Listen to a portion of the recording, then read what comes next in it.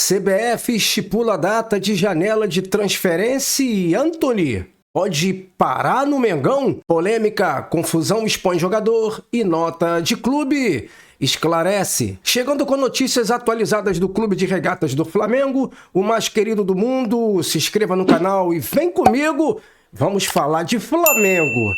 O elenco do Flamengo se reapresentou na tarde desta terça-feira no Ninho do Urubu, após a classificação para as finais da Copa do Brasil.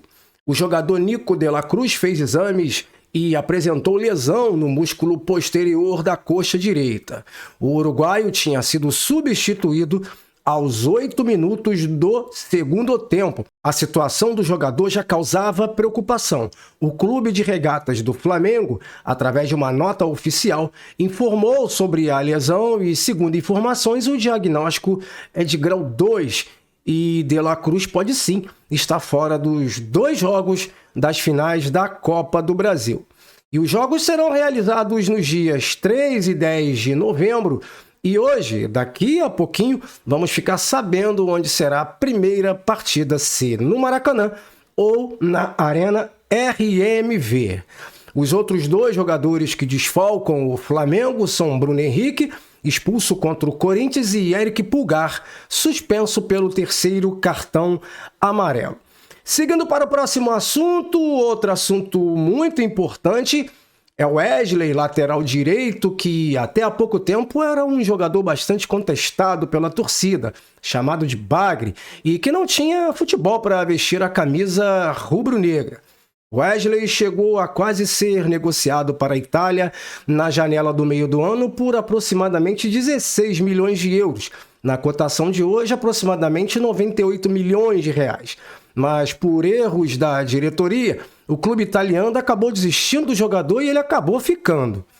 De todo o elenco, Wesley, nos últimos 5 jogos, é o jogador com números acima da média, e vamos trazer aqui em números essa análise para você. Se liga só, ele é o primeiro em número de assistência, 1, primeiro em duelos ganhos, 43, primeiro em ações defensivas, 31, primeiro em desarmes, 13, primeiro em interceptações, 9, primeiro em faltas sofridas, é o jogador que mais é caçado em campo pelos seus adversários, são 16, e o 3º em nota no SofaScore, 7.30, com nota acima de 7.0 em todas essas 5 últimas partidas. E olha que o SofaScore é bem enérgico com essas notas dos jogadores. Além do bom desempenho, ele destaca pela parte física, sendo titular nesses últimos 5 jogos e foi substituído apenas em um jogo, que foi contra o Bahia. Wesley deu entrevista no programa oficial do clube, a Flá TV, no programa Resenha de Craque, e ela explicou que vem se empenhando para ter esses números já faz tempo.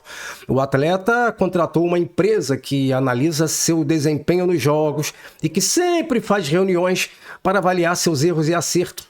Isso sempre antes ou depois das partidas. Uma reviravolta pode estar acontecendo. O presidente Rodolfo Landim fala pela primeira vez em tomar a decisão de uma possibilidade em reabrir as negociações sobre a renovação de Gabriel Barbosa.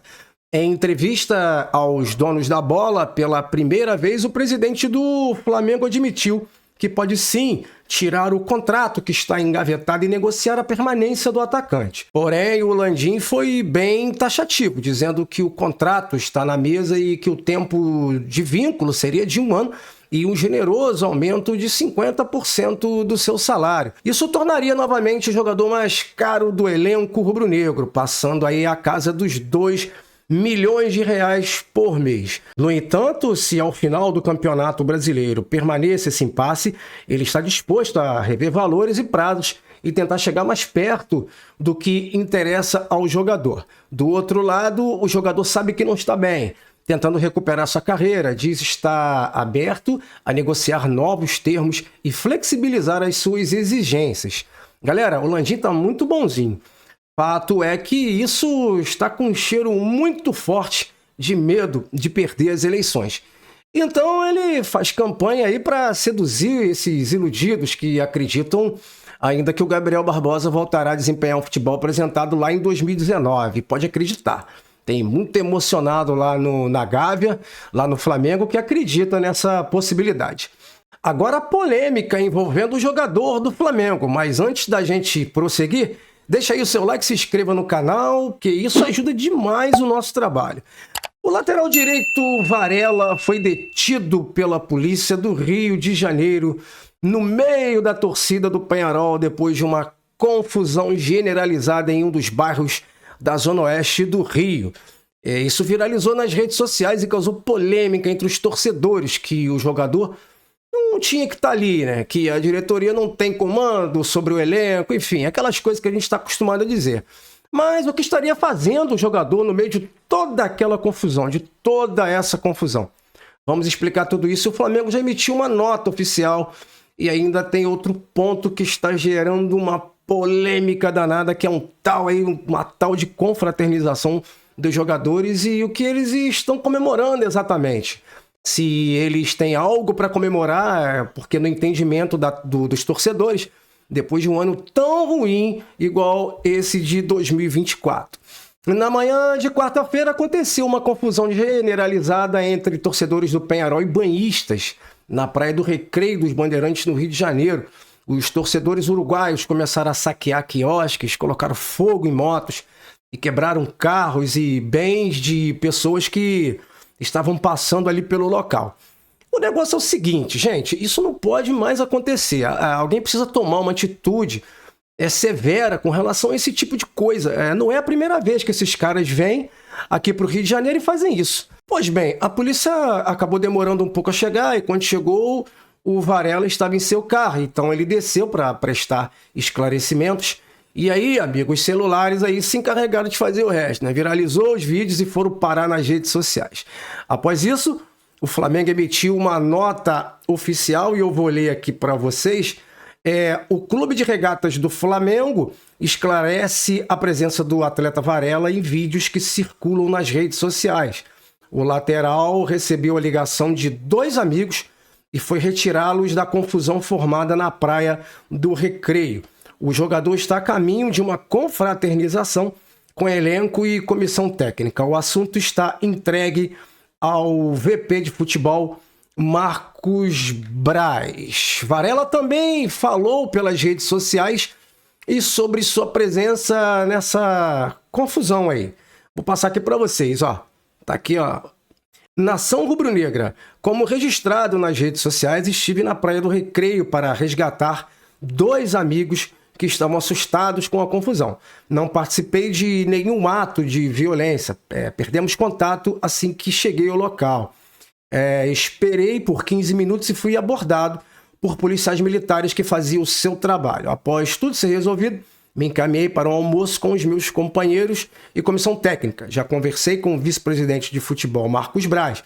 Peço desculpa pelo mal-entendido e reafirmo o meu compromisso de levar o Flamengo aos títulos. Saudações rubro-negras. Porém, começaram a aparecer aí algumas contradições, porque o empresário do jogador aparece brigando em alguns vídeos e em entrevista a uma rádio e diz que o atleta teria ido lá para levar algumas camisas para torcedores. E depois outra informação aí surgiu que o Varela teria ido ao local para resgatar alguns de seus parentes. Olha, história mal contada, hein? E o negócio é que alguém precisa fazer algo para que isso pare. E a dona Conmebol não faz rigorosamente nada. Digo isso sobre as várias badernas que esses caras, esses uruguaios, fazem toda vez que aparecem aqui no Rio de Janeiro. A única coisa que a Conmebol sabe fazer é multar por patrocínio colado torto na camisa, 2 ou 3 minutos de atraso do primeiro para o segundo tempo, se o mosaico tá bonito, se não tá bonito, se tá bom ou não. Isso eles sabem fazer como ninguém. Agora, resolver o que realmente é relevante, eles não sabem absolutamente nada. Seguindo para a próxima informação, a CBF estipula a data de janela de transferência para 2025 e Flamengo pode contratar aí o Antony do Manchester. A CBF definiu aí as datas para início e término das janelas de transferências para o ano de 2025. O início terá a data do dia 2 de janeiro e fim no dia 27 de fevereiro. Essa para a primeira janela. A segunda janela de 9 a 1º de setembro. Vale lembrar que existe a possibilidade de a FIFA autorizar mais uma janela aí antes do Super Mundial de Clubes. E falando dessa janela de transferência, Antony, o jogador do Manchester United, será emprestado na próxima janela de transferência. O atacante perdeu espaço no clube inglês e tem apenas 4 jogos na temporada. Segundo o site Football Insider, o nome do brasileiro estaria ligado a um retorno ao Ajax, time que revelou ele lá na Europa, E outros clubes também estariam interessados no jogador, como o Newcastle e o Crystal Palace, ambos clubes também da Inglaterra. Antony já estava na alça de mira do Flamengo, mas os valores altos não permitiram que o jogador viesse para o rubro-negro na ocasião que foi na janela, se eu não me engano, no meio do ano. Quem sabe agora? O jogador está em baixa, é uma negociação que poderia dar início, aí é uma possibilidade. E é um ótimo jogador. O Manchester contratou o jogador por cerca de 100 milhões de euros, mais de 500 milhões de reais, mas o jogador nunca chegou a convencer por lá. Mas e você, torcedor? O que você acha? Dê sua opinião nos comentários. Seria uma boa para o Flamengo em 2025, Antony? Aqui no Brasil sobra.